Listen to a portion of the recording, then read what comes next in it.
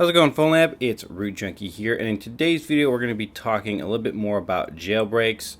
And there's a couple of applications that I've installed right here, a couple other tweaks as well. But what I really want to be talking about specifically is dealing with respring loops. Okay, so if you install a bad jailbreak on your device, you can get stuck where the device is just sitting there on the springboard and will never boot up.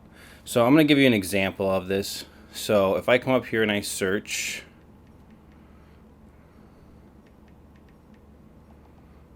dot color, I think dot colors would be what it is. So this one right here, let's see, it says dot color. So we're going to try this, and we're going to install this jailbreak on our device. Okay, so I'm going to confirm it, and then what it does is it says restart springboard. Okay. And what will happen here is you're going to see this thing loop down here. See it down there? And it should restart the device, right? But it's going to sit there and it's going to loop forever because this is a bad tweak for my iOS version of my device, okay?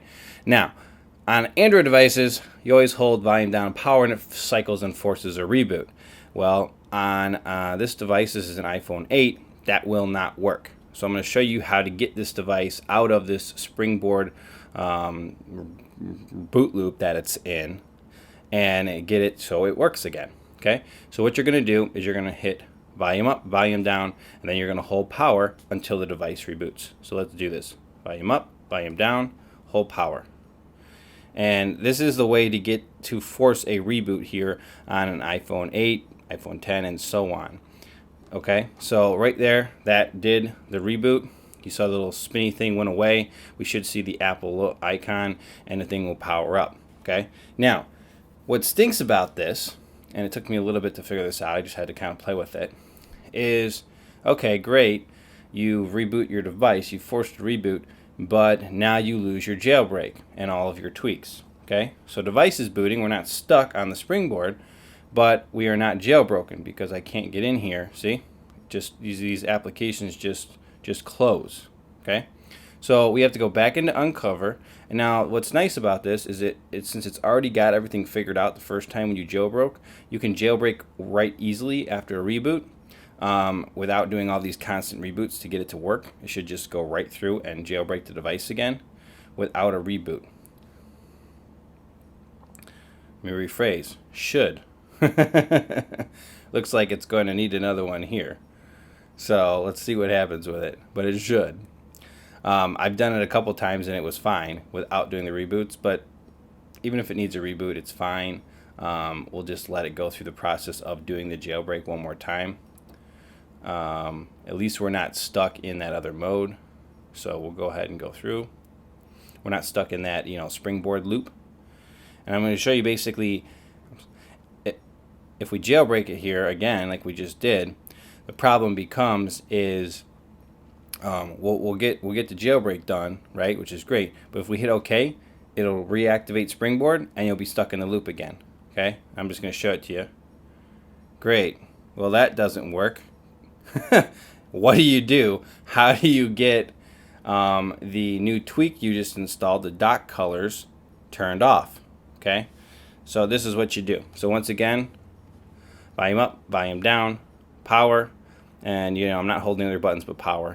You just tap volume up, then tap volume down, and then you turn it on. Okay, I'm going to show you the trick of getting your tweaks turned off so that you can go ahead and disable that tweak and still have all the other progress or any other tweaks you put on there, and you don't have to firmware restore your device or do all of those kind of things.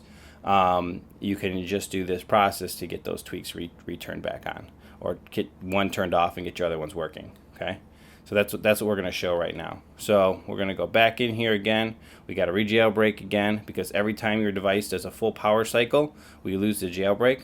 So this is just important to go through this process, and then I'll show you the trick to get your stuff. Okay, so you're here, jailbreak complete. We're great. Do not hit OK. Do not hit View Logs. Hit Home. Yeah, aha, right? Genius, right?